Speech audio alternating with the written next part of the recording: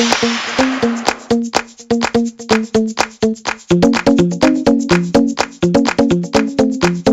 everybody. Welcome to La Lista, a LatinX writers podcast. I am your host, Ruben Mendive, and I have a brand new guest here in the studio. I always start off asking my guests to introduce themselves. So who you are, your name, how you identify for the audience at home.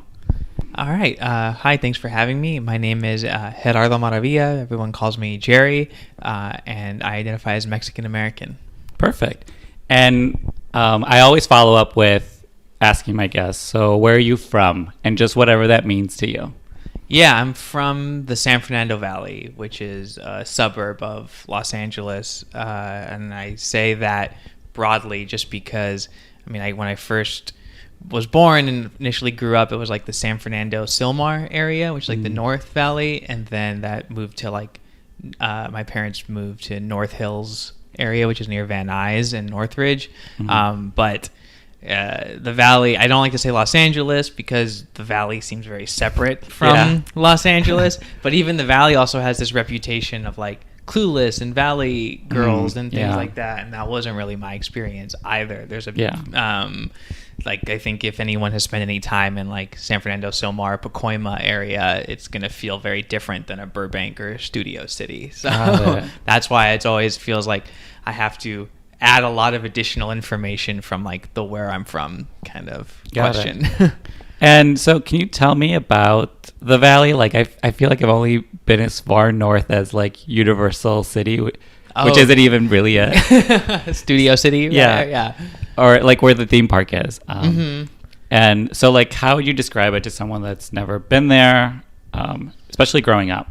Yeah, I think the Valley is a difficult place to describe. I've often tried in different writing and stuff as well, but initially it started as just a suburb of Los Angeles. I think probably started off through white flight post-war, people moving away from the downtown area, and then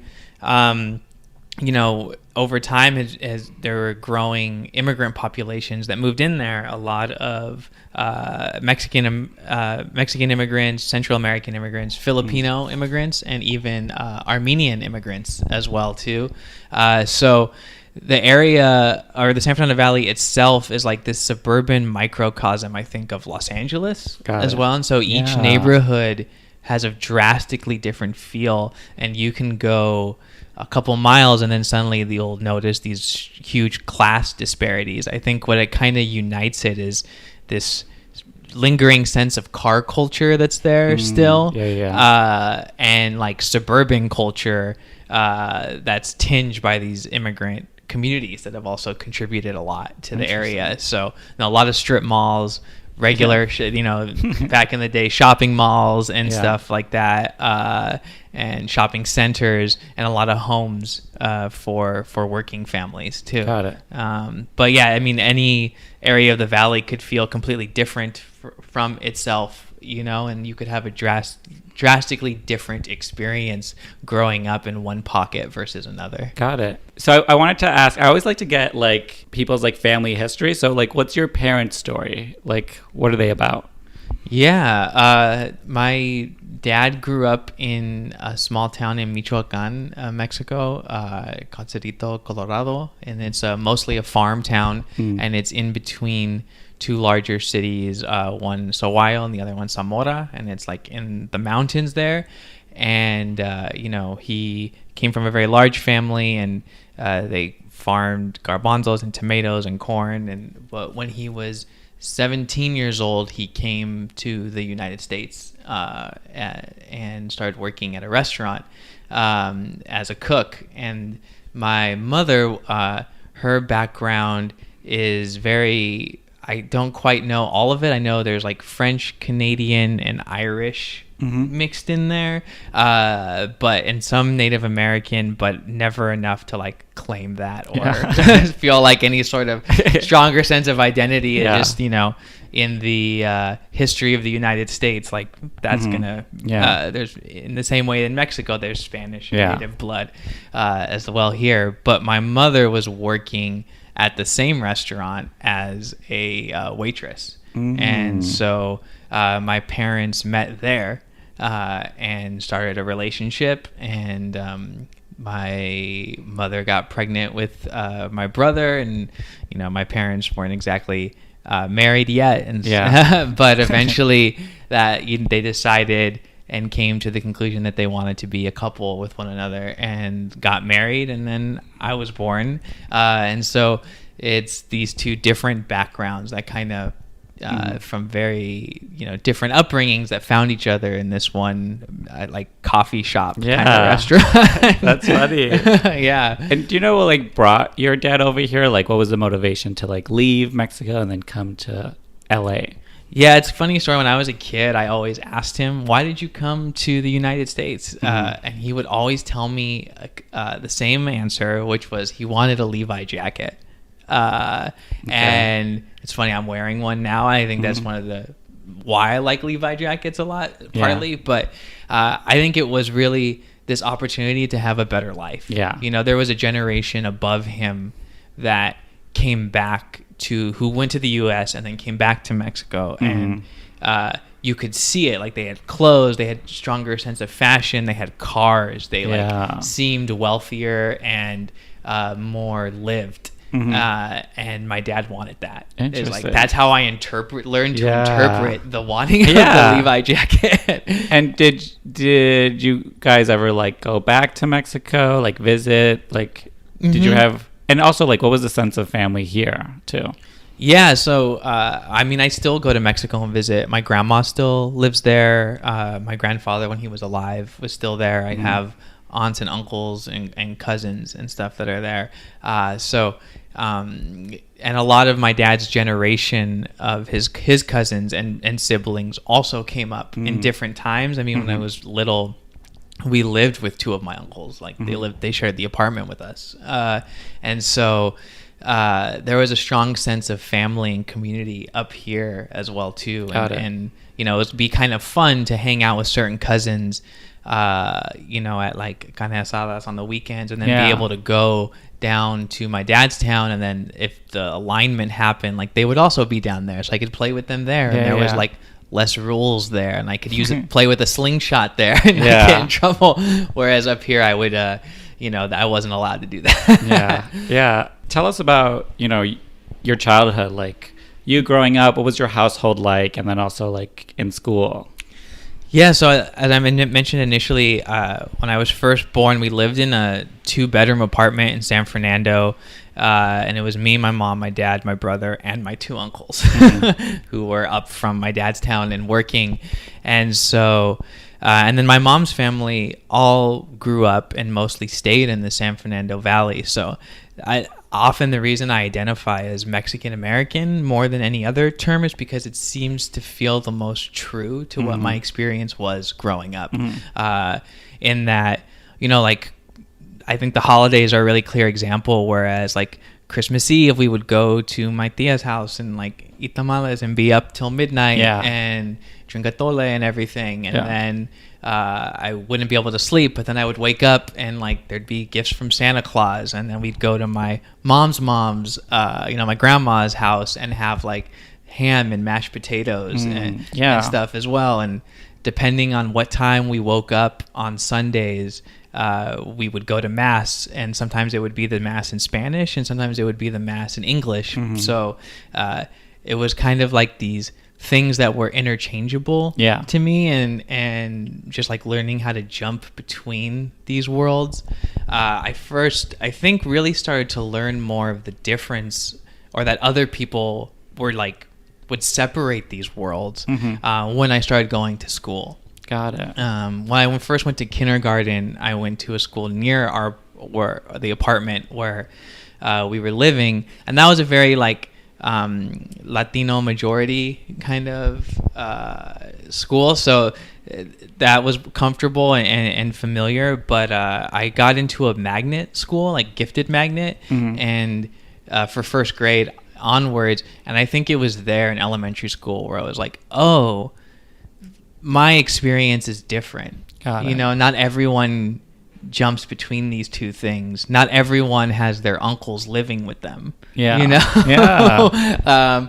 And that was surprising or interesting to me, and like started to make me look at these things that were so just intuitive or natural for my environment, and you know, sometimes to be made to feel like that it was weird or strange or something, even though it was just so normal for me. Yeah. That's, you know, it's always interesting because it's at different points with like race. It's like there comes a time where then you feel othered.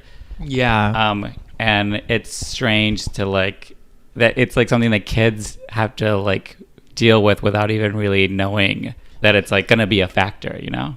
Yeah, definitely. Yeah. Cause I think on both sides of my family, they were so, you know, I've heard of tensions in other families about like interracial or mixed culture couples. And I never felt that from anyone in my family.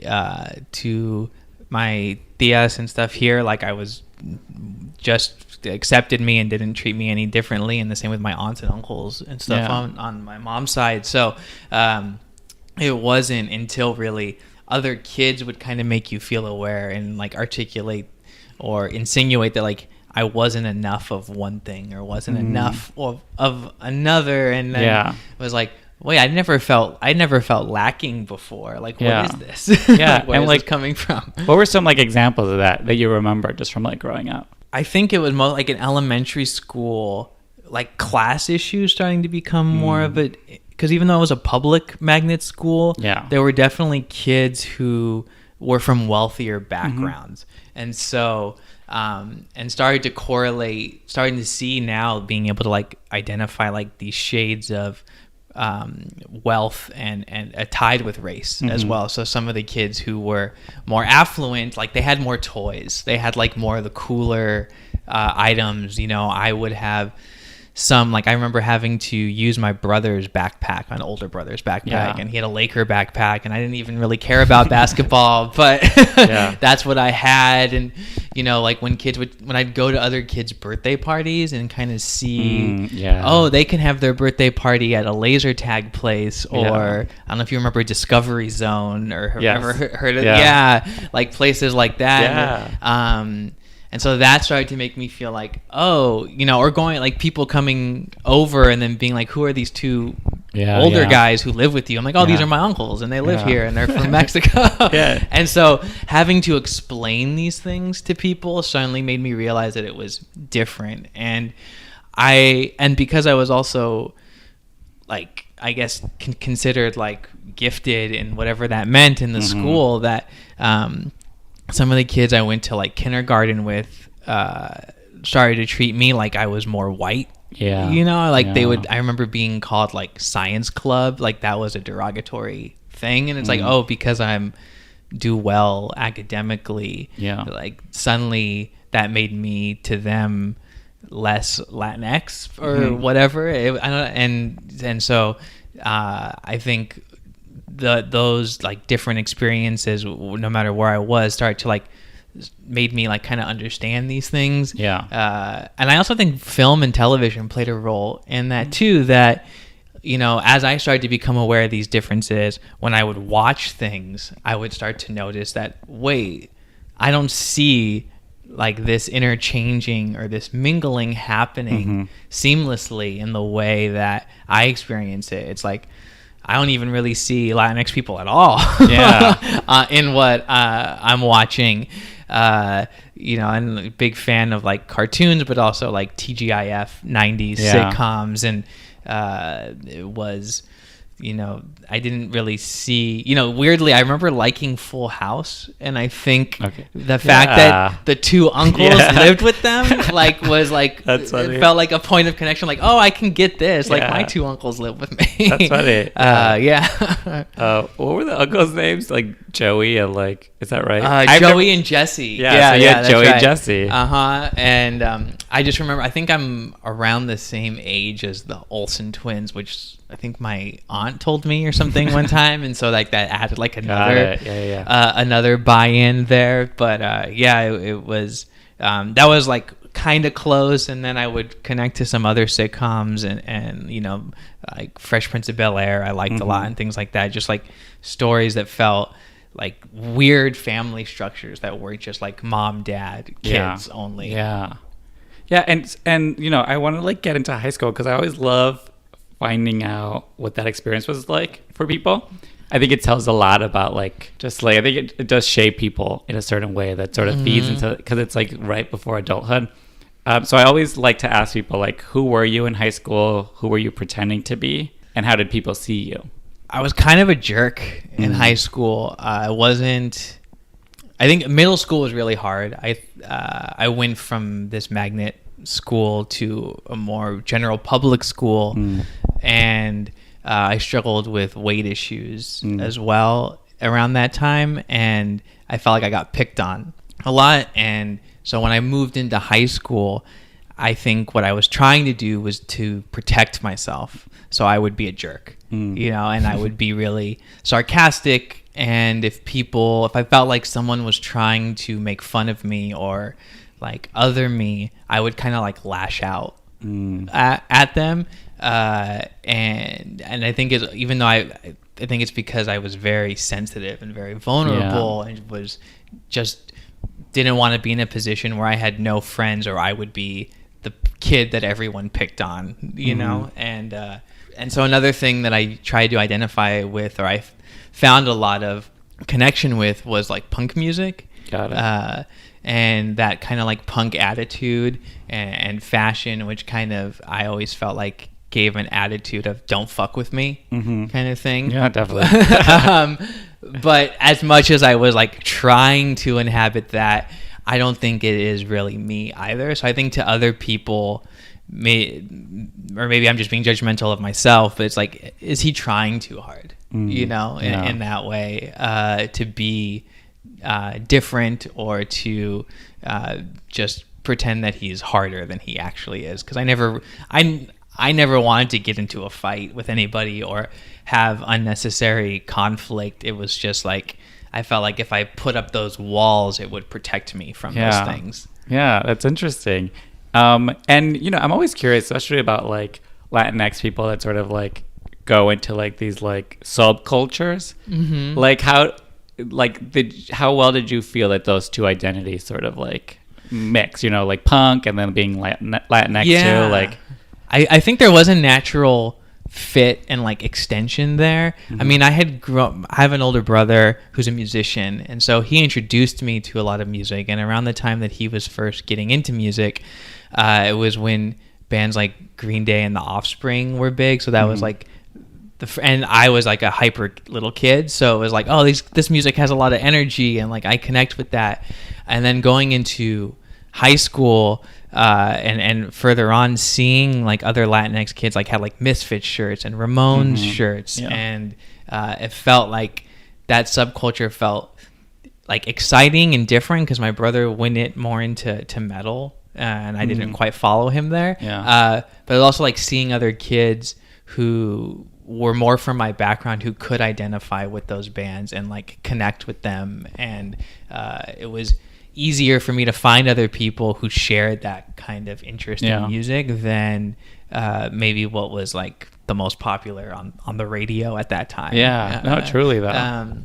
And you know, it's interesting looking at some of those bands, like now with things like Spotify, you can see like what countries they're big in, and like I still listen to some of that music for fun, you know, and I like poke around and make playlists and stuff, and it's like the Misfits or the Ramones or even Green Day, like their number one country of streams, if it's not the US, is Mexico. And so I think for some reason there are probably a lot of different reasons, like there's something about that music and that like kind of us against the institution, and like forming community and forming spaces of inclusion, because you feel excluded from everything else. And also I think having an artistic spirit of wanting to express yourself in any kind of way possible, whether that's like putting buttons all over your jacket or wearing a studded belt or dyeing your hair a crazy color. It's just like I think there's like a sense of like frustration and like just wanting to like break out of that I identified with, and I think that still to this day, I think a lot of teenagers and Latinx people can identify with that. Yeah. After high school, like, what did you have a plan? Like, did things go according to plan? Just like, what was was there a vision? Like, what happened after that? Yeah, I don't know if I really had a plan. I think I had a huge focus on just going to college. That was something that was really a kind of input into me from my family. My mom went to college after I was born, and she worked really hard. I remember her working a full-time job and coming home and like studying and writing papers on a typewriter in the apartment, like late at night. Old school. And like whiteout and all of that. And then my dad like worked 2 to 3 jobs, in restaurants and stuff as well. So it always felt like what my parents were communicating to me was like, get an education and you will have more options because you'll have more financial security and have things like health insurance and all of that. So that was my focus. And while I was always interested in arts and writing particularly, where I went to high school, I ended up in a long government magnet program. Okay. So I still had this like artistic bug, but I got into Occidental College, and so I chose to go there. I wanted the liberal arts experience, and I went in as a politics major, thinking that, I'll just continue this path because I do have a really strong passion for wanting to make a difference in the world and make a positive impact and help people. And that seemed like a clearer way than the arts, just because I didn't really have any other exposure to it. And so like, what was your experience at that college? And did you maintain that major the whole time? Didn't maintain that major. Ended up switching to film and media studies. And college, I think, was a really big culture shock for me. Even though Occidental is still in Los Angeles, I'm a product of LAUSD, like Los Angeles Public Schools. My mom still works for LAUSD and has pretty much my entire life. And to go from schools that were minority majority, usually Latinx majority, schools, to a private liberal arts college, in which I was very much now a minority, was really jarring to me. And I was still struggling with weight issues. So I remember going into classes and often thinking like, I'm the only person with like Latinx identity here at all, and I'm the heaviest person here as well too. And so often we get the feeling like I might be the poorest person here too.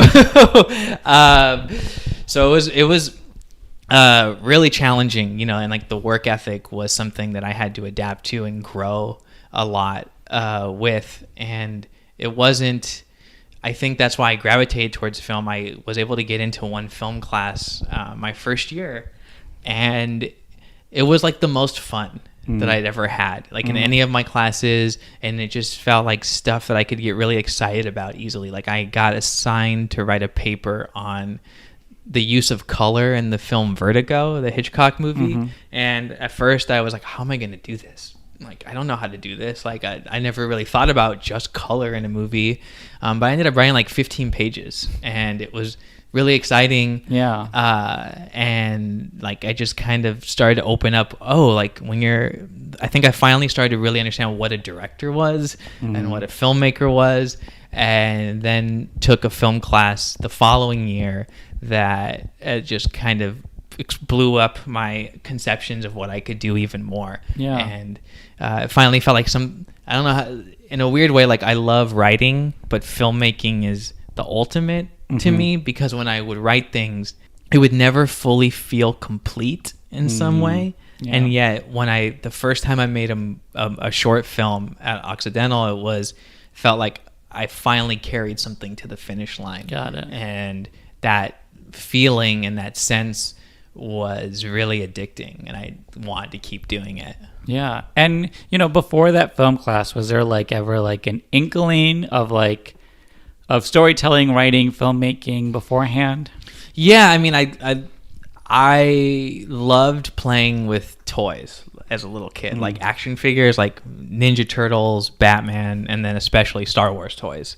And I would always insist that there be a storyline. Yeah, with I did the this toys. too. Yeah. I'm sure I probably aggravated cousins and friends. But Absolutely. It was like, you know, like, no, like who, like, what's the plan? What are the Rebel Alliance trying to do to defeat the Empire in this iteration? Fanfic, basically. What? Fanfic. Yeah, exactly. It was ultimate fanfic, and I got to, so like that was one iteration of it. I also just like playing pretend, in which my friends and I would like, you know, we'd have toy lightsabers or ride our bikes and like, what's the story here? And then elementary school, there was this thing called Young Authors Fair where we got to write our own stories and then like draw them. And that was like my favorite thing.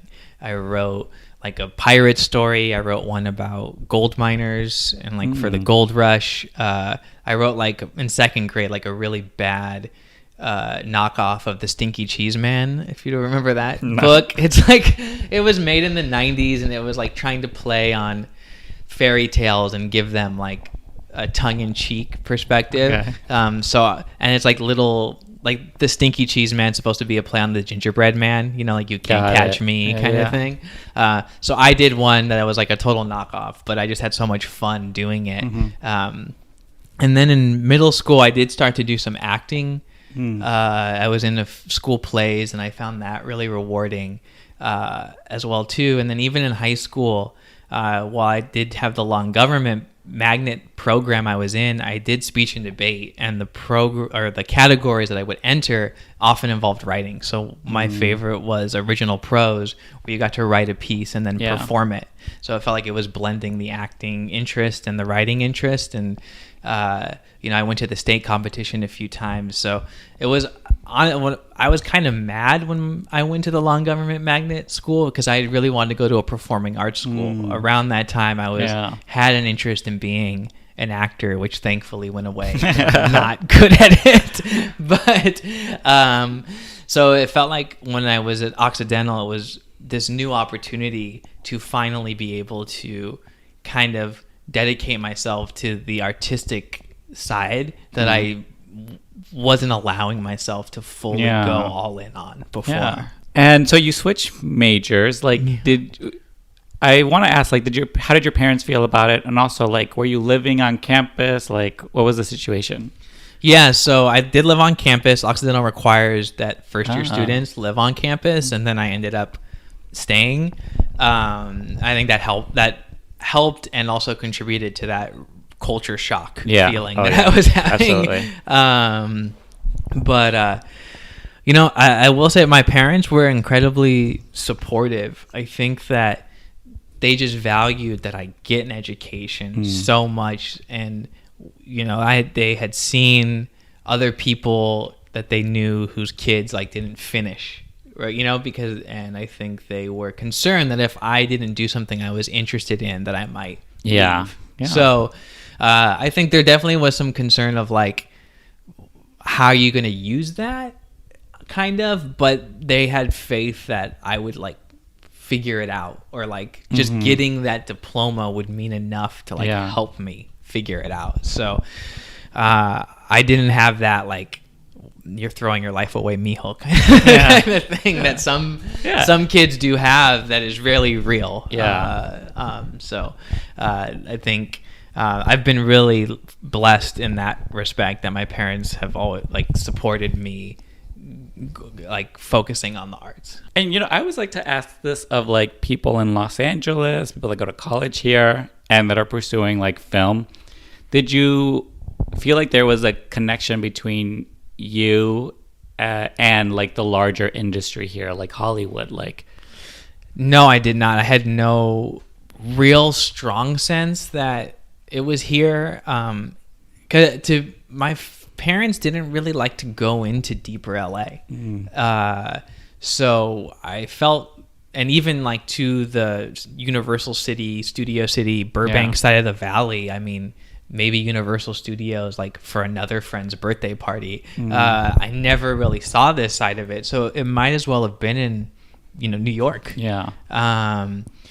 And so it didn't really have a strong sense or knew anybody. There were some kids in that elementary school whose parents were involved in some way, but it still seemed like the jobs that they had were like, they did like office kind of jobs here, and then that all stuff happens elsewhere. So it wasn't until much later that I felt like it was like I was part of, or the city I was in was the entertainment capital of the world, and this stuff really was happening in my backyard, and like being able to spot signs of it. But I think often, sometimes, I don't know if you've ever had this, but it's like you never hear about something and then you learn about it and then you see it everywhere. And that's kind of what I felt like happened to me with the entertainment industry. It was like hiding in plain sight in front of me in Los Angeles. Yeah, because it's always curious, just because it's like, I'm from Chicago, but if for a lot of the narrative is like, if you want to work in the entertainment industry, you have to move to LA. And again, that is like, not everybody can afford to do that. Not everybody has the option to do that. So that definitely does like cut back on like the types of people that come and move to Los Angeles. And that's sort of used as an excuse of like, well, in terms of diversity and inclusion about what's accessible or what's not. But it's also like, Los Angeles is a very Latinx city, so even if the people who can't move here don't have that opportunity, there's still more than enough people just like living here. That it's like, well, why is that an issue then? Like, why is that pipeline like non-existent? No, I think that's very true. I mean, even though I've worked in the film industry, or technically I'm part of the film industry, there are still areas of this city that feel less welcoming, and I don't know how, and I think those kind of boundaries that exist for people outside of this Los Angeles, I think they exist in Los Angeles too.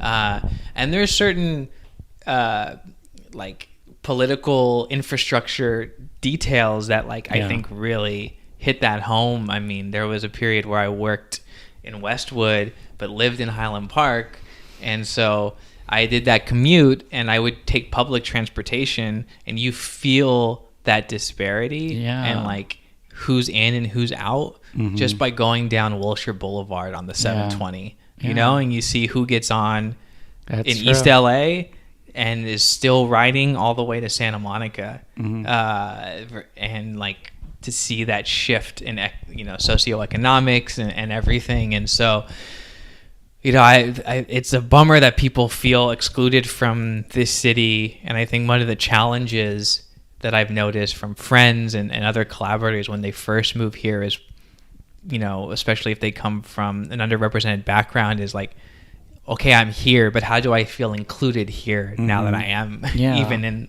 the city limits? No, wait, how long was that commute? Like 3 hours? It was like an hour and 45 minutes, or an hour and a half to an hour 45 minutes. But if I drove, it was like an hour and 15 minutes. So I kind of took it as like an interesting, I took it as an opportunity to like read and do other stuff and not spend money on gas and not have wear and tear on my car, because I definitely could not afford to live close to Westwood. But I looking back on it now, I felt like I learned more about my city than I did in that time than I ever did just driving through it. Absolutely. Because I was also like an office PA multiple times and worked on productions, and they send you all over the place for those jobs. But I worked in Westwood later, and that commute, again, I think shined a light on what Los Angeles really is and what living here really means to a lot of people than anything else. No, that's so interesting. Because it's like, I know people that have only ever driven in LA, and they don't have their phone, they don't know where they are, they don't know where they're going. And it's like, because I'm from Chicago, like I'm used to public transportation. But it's like, you learn every stop, you learn every streets, which, like, the grid, basically. Chicago's very much a grid. Central LA is too. So it's like very easy to like know where you're going, but you get a better sense of the city just from like the people, and also like just traveling within it, just on your own body, not like in a vehicle. Yeah, totally. And I even right now, I don't have a car, and so I still rely a lot on public transportation. And I really love it in that respect. That, I mean, there's annoyances by how like much longer it can take, but I really appreciate getting out of my own bubble of things, of my existence, and like having a sense of community, because LA is such a huge city, and there's something about this like experience of riding the train or the bus together that makes me feel more at home than if I was annoyed in traffic on the freeway. No, it's so true. And so I want to ask, like, what'd you do after college? So you graduated, you have a degree in film. Like, what now? We all ask ourselves, what now? Yeah, and then I graduated in around the same time as the economic collapse. And so I actually had to move back in with my parents and spend a lot of time doing unpaid internships. And this was before the Affordable Care Act had passed. So I also enrolled in a community college part-time so I could keep my health insurance from my parents. But I got internships on, I was lucky, one of my professors, her brother is the filmmaker Mike Mills, and he was working on the movie Beginners with Ewan McGregor and Christopher Plummer. And so I got an unpaid internship in the production office. And so I did that.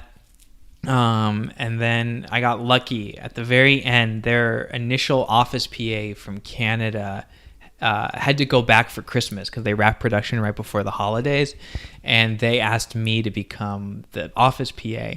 And it was only like 5 days, but I was like so excited. I was like, it's my first paid gig in the industry, and there were other interns, and I felt like really awesome that they picked me and to take on the responsibility, and so I did that, and luckily they ended up moving on to working on It's Always Sunny in Philadelphia for the next season, and they asked me to be their office PA for that. And so and I could, after almost a year following graduation of these different internships, like I was able to start like the first full-time job working in that production office, which was a really educational experience.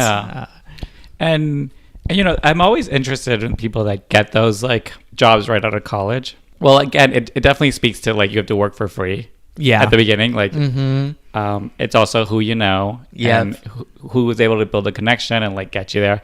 So like, did you just sort of like hit the ground running after that? Like a lot of people, I feel like they do the thing and then leads to the next thing, or like, what was your experience of like after that? After college? After like the first like full-time job. I think I was, because it took so long, it took almost a year to get a full-time job. And I mentioned like, I had the connection for that unpaid internship, but I also did like 4 or 5 other unpaid assistants on shoots and stuff, and was doing like data entry part-time stuff so I could make some money and everything. That there was this, okay, now I'm in and I better like stay in. And I was like jumping from gig to gig. But as I was doing that, it became clear to me that that wasn't necessarily going to allow me to create my own work.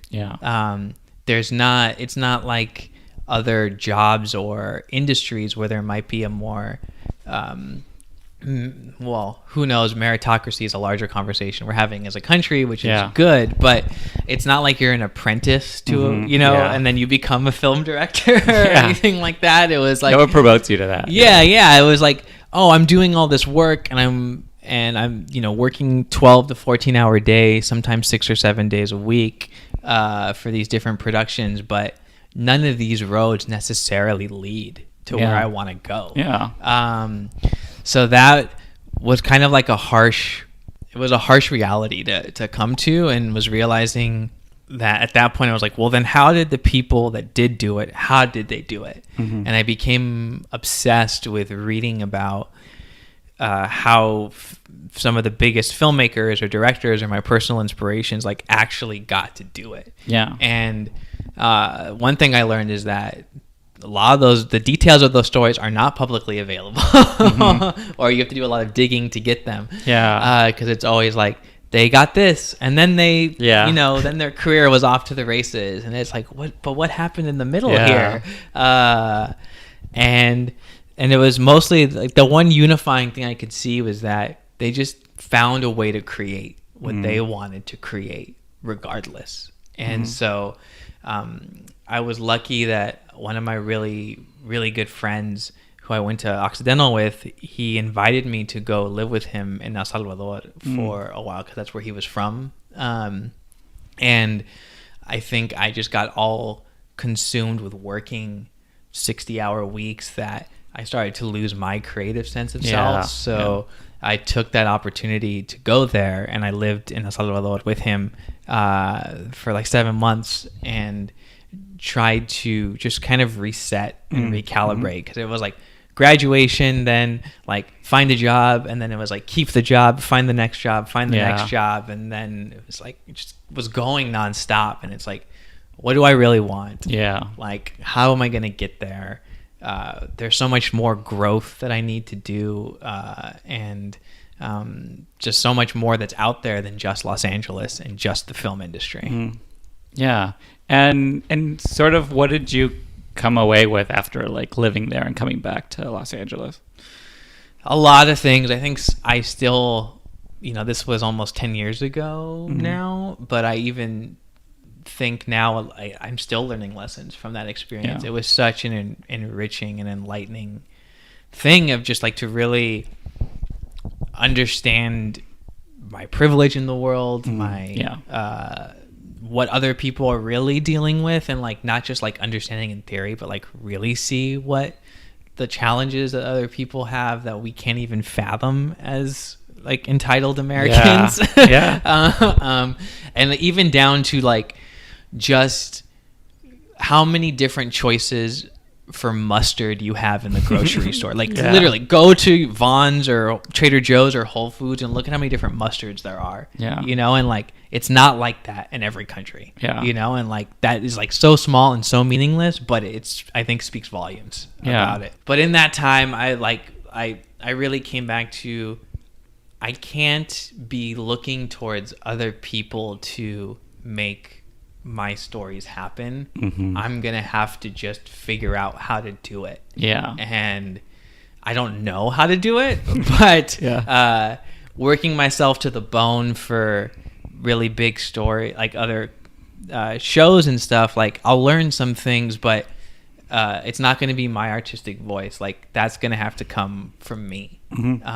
So I came back, and I mean I was working at UCLA. That's why I was going from Highland Park to the Westwood. I was doing AV tech support for the medical school, because there was a job that I could clock in at 9 and leave at 5, and I wouldn't have to think about it otherwise, versus a job being on call 24/7, everything. And I was inspired while I was down in El Salvador looking at old photos. I think there was one time where I was feeling particularly homesick, and I was looking at these old photos, and I found this picture I took of my best friend and his cousin boxing in the backyard. And it started like, it ignited my imagination, and my best friend is Filipino American, and in high school we would always talk about how there's a lot of similarities between Mexican culture and Filipino culture, Spanish colonies, Spanish Catholicism, all of that. And so I was like, oh, but boxing is like really visually dynamic, and there's something I could connect to in those boxing films about feeling like an underdog, and like having to prove yourself. And so I came up with this idea about a Filipino American kid who gets into backyard boxing in a predominantly Latinx community. And that was the short film I made called Cross, and tried really hard to get that made for a couple of years, and kept being told that there was no money in short films. And I wrote it as a feature, wanting to make it, but everyone was telling me, like, you have to make a short first, and then try to make a short, and they're like, well, there's no money in short films, so we're not going to finance it.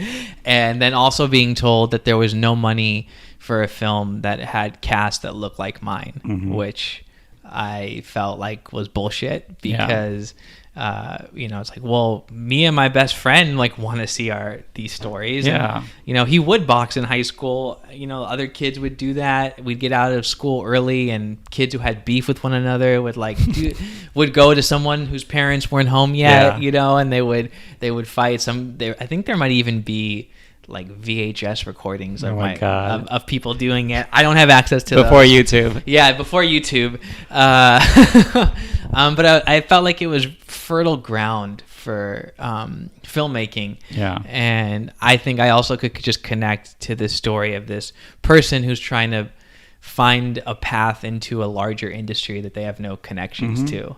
And I think that's really what was the personal thing, that hook for me. And I ended up taking a workshop at Film Independent about crowdfunding, because after being told so many times, I was like, okay, so the only way it's going to happen is I'm going to have to raise this money. And that's the scariest thing in the world for me, because I don't come from a family with a lot of money, and the idea of asking for money is incredibly vulnerable and strange to me. But in that, I ended up learning about Seed and Spark, and saw Emily Best teach her workshop about how to crowdfund, and it didn't seem like I needed a rich uncle or to call my dentist and harass them to finance my movie. It was like, these are things I can do. Like, this is how, I can articulate this to certain members of my family, but also how I can grow who my support system is outside of just my friends and family. So I ended up launching a campaign there, which was incredibly stressful and scary and vulnerable. But we were able to raise the money, and ultimately I was able to make the film and had it premiere at the Los Angeles Asian Pacific Film Festival, and then play at like San Francisco Latino Film Festival, a Newport Beach Film Festival, and I think like 9 festivals across the country.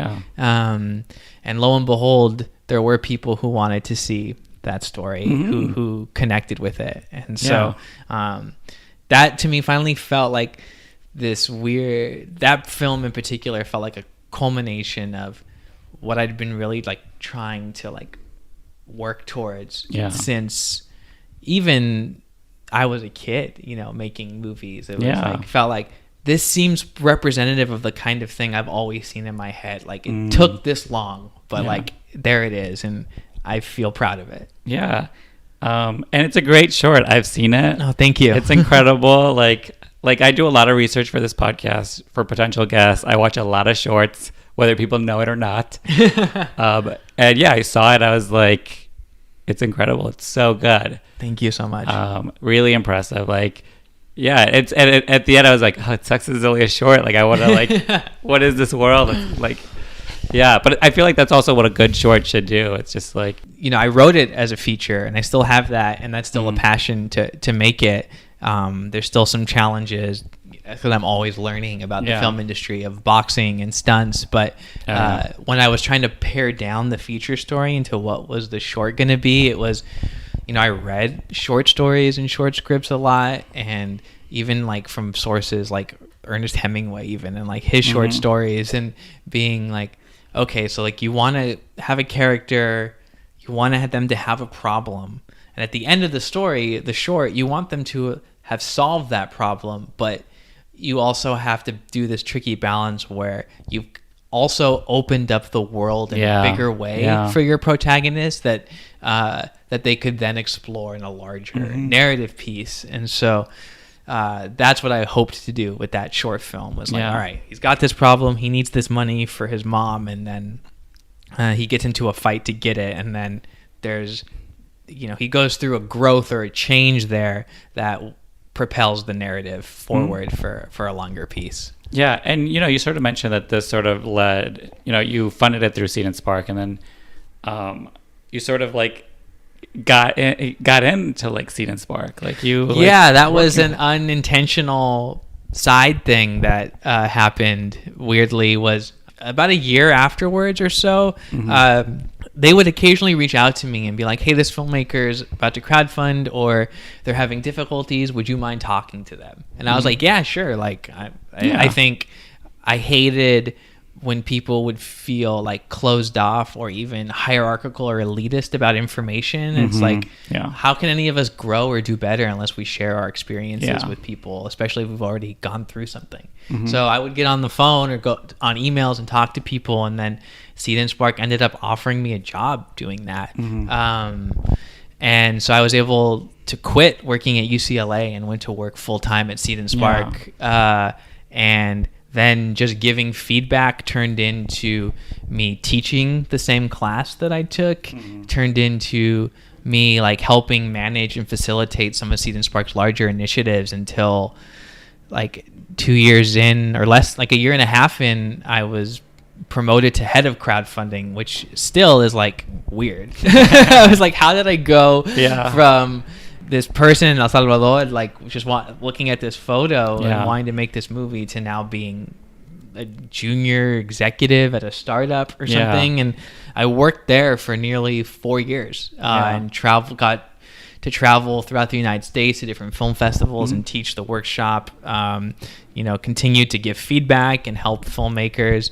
And it was really rewarding and wonderful in that respect. And I felt like I learned so much about the independent film industry, whereas working on the studio side taught me so much about the Hollywood system in a certain capacity.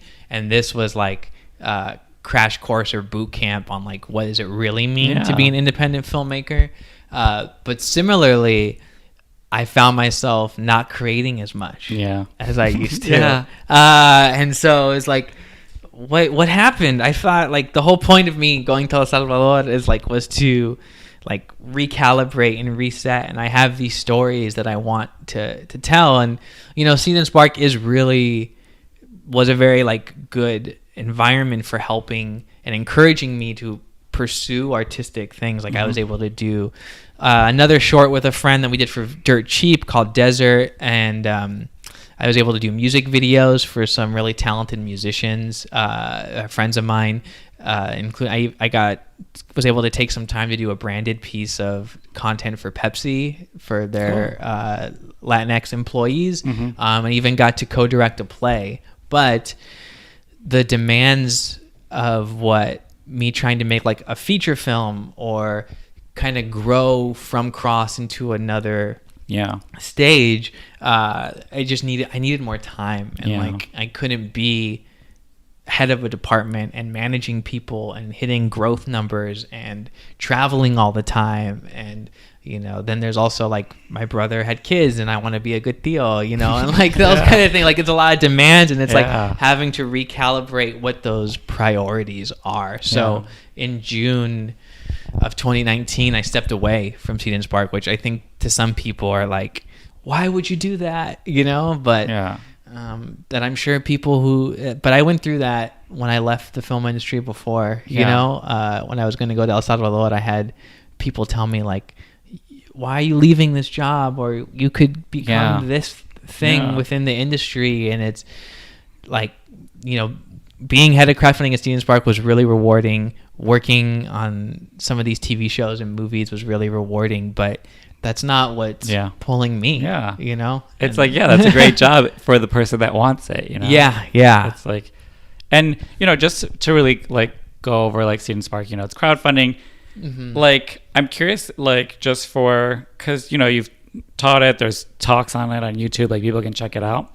But like, what are like some hot tips for people that are launching a startup that you can just be like, do this and this? Like, for sure. I think I get asked that question when I teach. I still teach for Seed and Spark sometimes. Okay. I have a great relationship with everyone there still. But just as recently as last Friday, I taught, and someone asked me that, and it would be, make sure that your campaign is an extension of your storytelling abilities. So that means your perks or incentives should be further building on your story. It shouldn't just be a tote bag or a t-shirt. Like, what can you do in the world of your film that's going to get people excited and show that you are the only person to make this story happen? Your pitch video has to be amazing and it has to be short. And so you should treat your pitch video with the same level of care and craft that you would your actual film, even if you're working with nothing. Like, write a script, plan it, polish the audio, color correct it, because that video is the first thing people look at when they go to your campaign page. Even if they just see it on Instagram or something, they expect to learn everything they need to know about your project, and ultimately they will decide whether or not to support you from that video. So make sure it's amazing. And then the other thing is really audience building, which is, I would say, to think about who really wants to see your movie or your series or whatever it is, even any other art form. It could be a book you're writing even, or kind of, even if you're making like pins or clothes or anything like that, like, who are the people who want this? And unless you have a multi-million-dollar marketing campaign saying it's for everybody, it doesn't work. So if you can really hone down, like, who are the people that would want to watch this, and then being able to learn how you can find them in the real world and on the internet, and start doing outreach and talking to those people well before you do your campaign.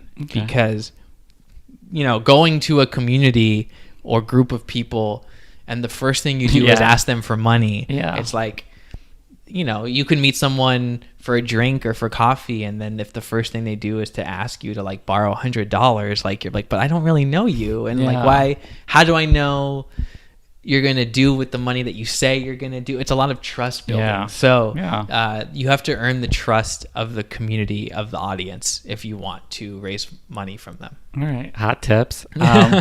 And also, what I want to ask about that is, like, just working with Seed and Spark, I'm sure you saw a ton of campaigns, like, talked to a lot of people. What did you see, like, coming from, like, Latinx folk? Like, just what types of stories did you see, and like what stuff that like impressed you? I would always get really excited, to be honest, when I saw Latinx creators come in and like be able to like look at their projects and campaigns. I think what I saw, like, people working in all sorts of genres and formats, but there's like some projects I really like. There's like this struggle to reconcile identity. I think Latinx identity being from a colonized country, and even how much like cultural or racial policing goes on amongst each other, but then the very real colorism and anti-indigenous sentiment that comes in these countries, and then even rivalries, amongst, like, I got to hear about a lot of problems that El Salvadorians had with Mexicanos when I would live there, and vice versa. So I think there's a lot of like trying to establish and like contend with what it means to be Latinx in so many different broad ways, and sometimes funny, sometimes tragic, and then also a real push to be seen as human and having these like collective shared experiences. If I were gonna shout out a couple films, like filmmaker Maria, who lives in San Francisco, made a film called Bring Me an Avocado, and it's about like a single dad who is reconciling with the loss of his wife and raising the two kids in the aftermath, and she's Bolivian American and her lead actor is Latinx and stuff, but it's like, but he's a dad, and like this is a very real problem that he's going through, and grief and things like that. And then Jessica Siqueiros made a short film called Posole that won one of these a competition on Seed and Spark, and it's about an Mexican American girl who doesn't feel fully accepted by part of her Mexican side of the family because she's vegan, right? And doesn't want to eat the beef, and maybe doesn't speak Spanish perfectly. And so I think those both projects, I've seen both the finished ones, and they're both really strong. And I think that it kind of represents what I saw other Latinx creators really pushing for, which was Yeah. like, see us as equals and human beings, but also like we have some complex heritage and identity shit that we're trying to work out in order to even be seen amongst our own community in the way that we want to. Yeah, that's cool. Like, I wish, because it's like, I get a sense of that too from the podcast. Like, interview a lot of Latinx people. Almost every single one of them is like, I don't know if I'm doing this Latinx thing correctly. Oh, yeah. And I'm like, I promise you are. Like, just like the fact that you're questioning it is like, first of all, like trauma that's done onto us. But also it's like, that means you're already thinking about it. You're being conscious of like your identity and like what that means. But it's also like don't be so hard on yourself. Like it's functioning as well as it could as you just a human with that identity, you know?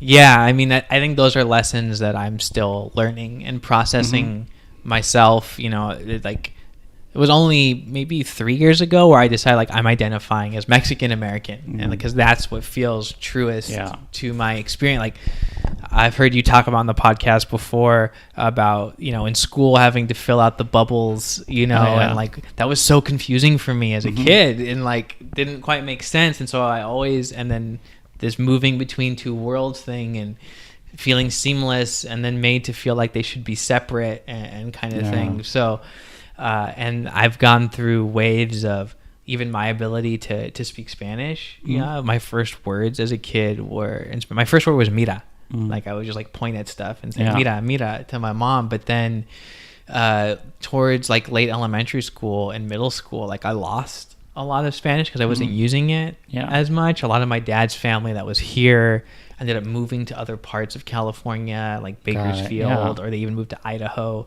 And I wasn't going to Mexico as much because my uncle got really sick and everything.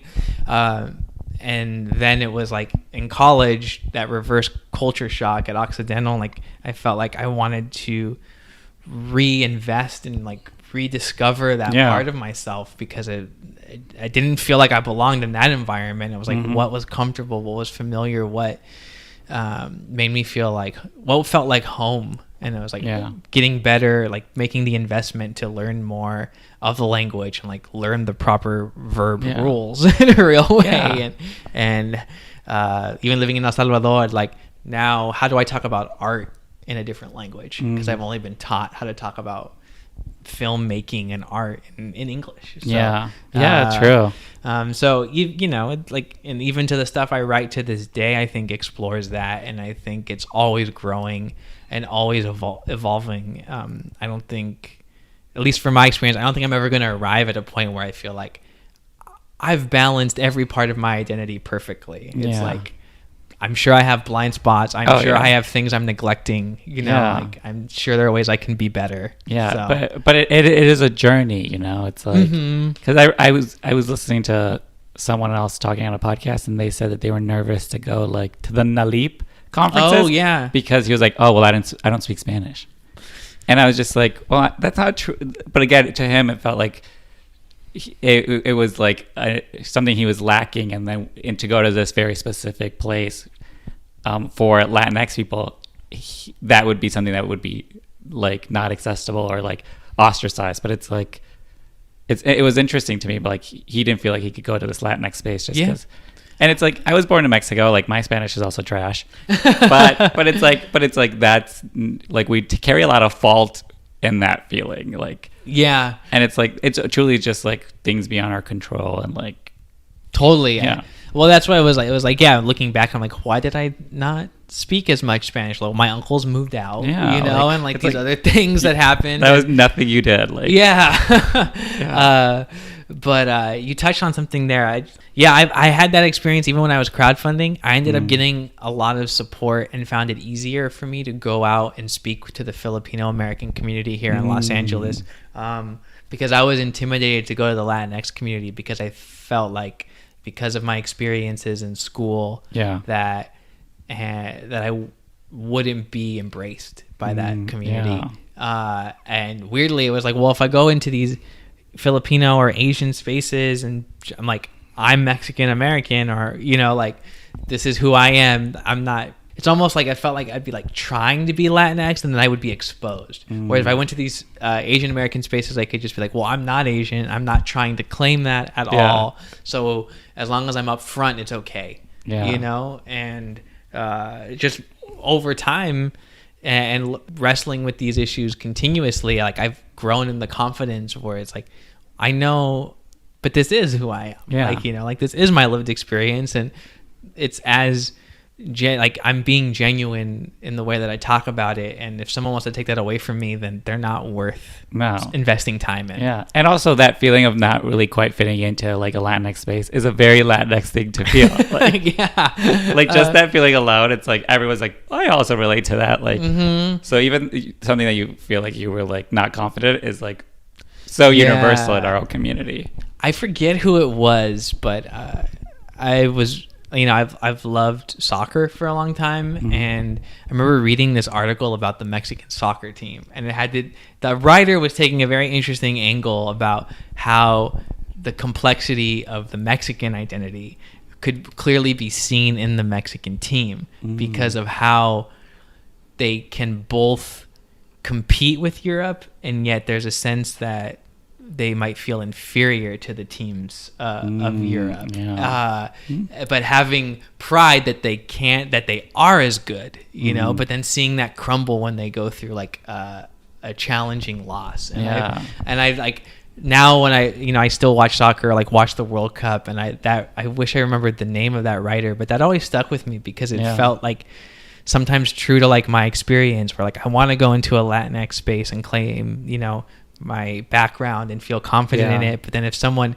questions me, or you know, I conjugate a verb incorrectly in Spanish, and then I feel like defeated and like less than all of a sudden. It's interesting because I feel like a lot of people of our generation, we don't have great Spanish for one, but also like just anytime I do have to speak Spanish with anyone, and that's really the only thing they speak, they're very forgiving. Like they don't care. Like they're just like trying to work you through it, you know? So it's like there's no real judgment also, because I think at the end of the day it still feels very like familial, like, you know, like like we're all still family, we all still have like a very shared experience.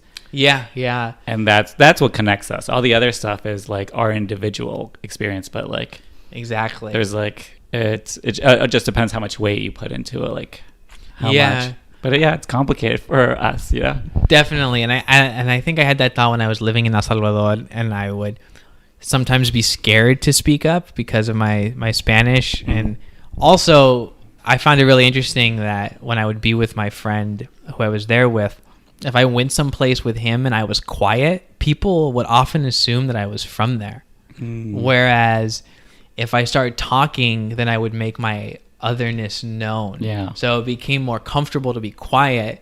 But then I had this moment where I was like, but I came here to get better at my Spanish too. And how can you get better at something unless you're willing to fail? And so I have to go out there and I have to like just make a ton of mistakes and have people be patient. But I, you know, being humbled and amazed by how willing people, like there's a strong desire to want to communicate with people. And so like, and the people who had patience to want to communicate with me, I'm so eternally grateful for them. And that's the only way. It's still not perfect, or great, but like it got a lot better because of that. I do want to ask, like, what are you up to now, you know?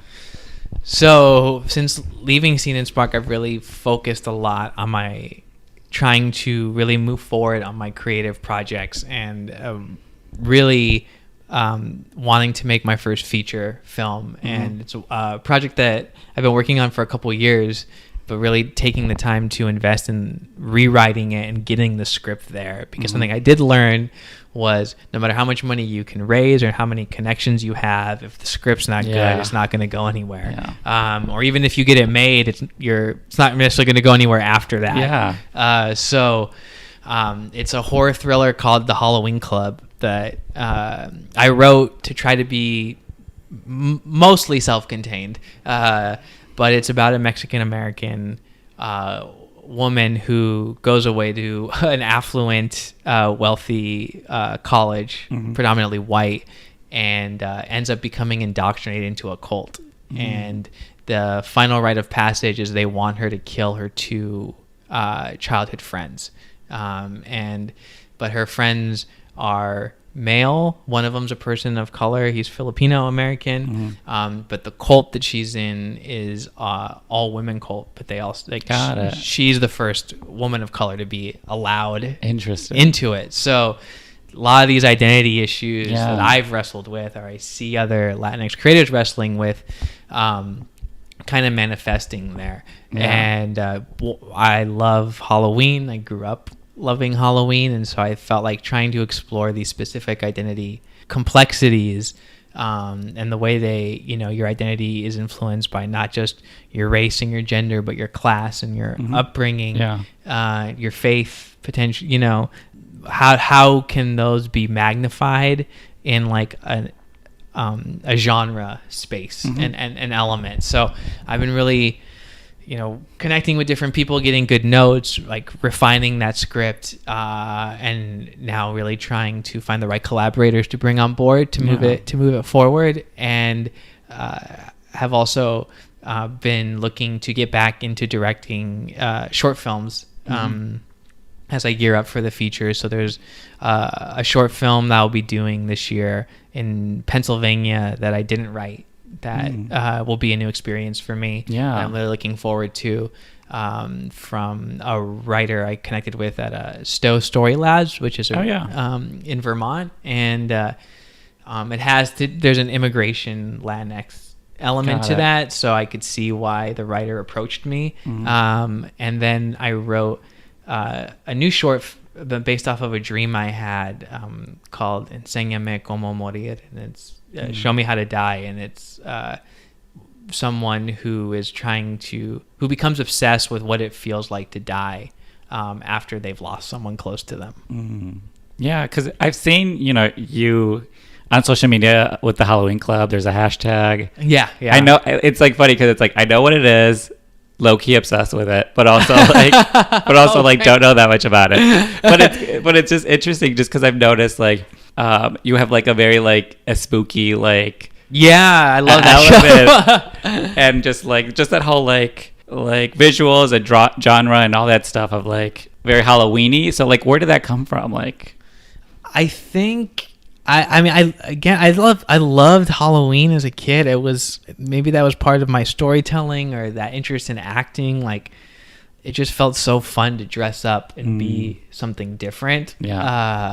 And my dad really loved Halloween, which, Halloween's a very American holiday, but he grew pumpkins one year in the garden, and and so we had like so many. He never did it again because there was like 20 jack-o'-lanterns to carve, but he would dress up a little, like wear masks and like scare kids before he gave them candy. My uncle would do a Halloween maze, and I would work in that when I was in high school, like as like a monster in there, and like scare people. And like a lot of suburban kids in the 90s, I liked Tim Burton as well, and like Night Before Christmas and his Batman movies and Beetlejuice and stuff. So I feel like there's like this somehow there's like this connection between like Latinx and punk and Halloween that just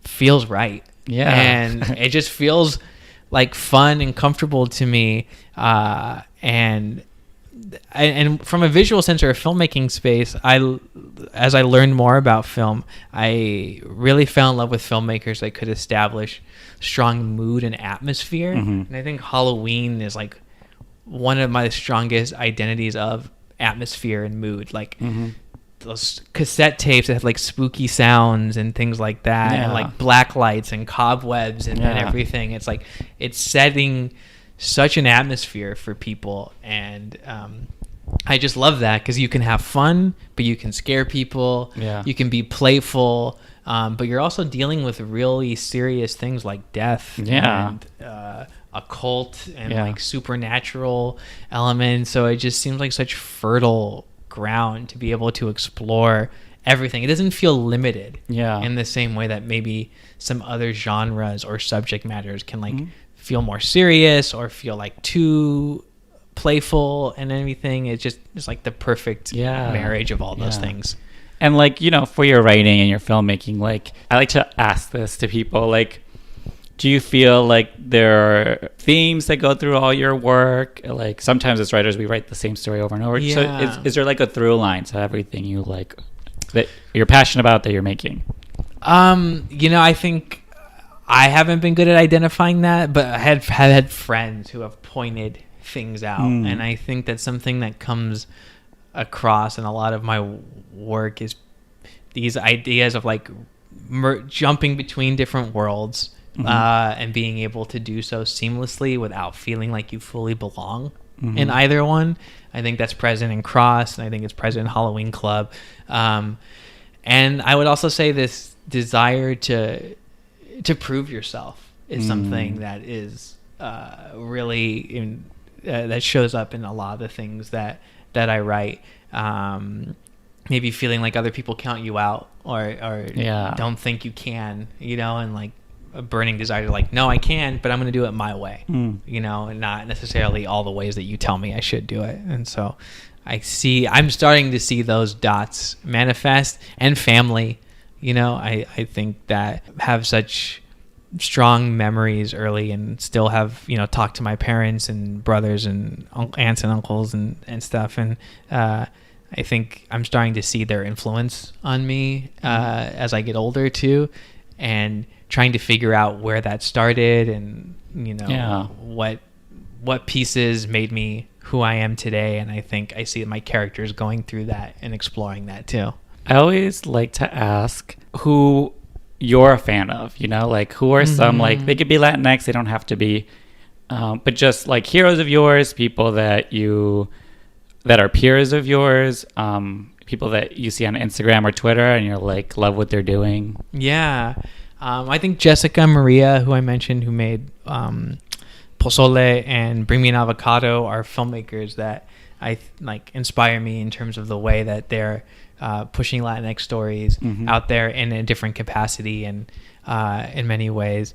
On the you know, bigger side of things, I you know, it's funny, Los ESPOOKYs felt like such a breath of fresh air when I saw it. I mean, he's forgetting his name right now. Julio Torres, was seeing his style of comedy and how he found this like way to like blend Latinx, Wes Anderson, and Tim Burton almost. It seems like all three of those. That's right.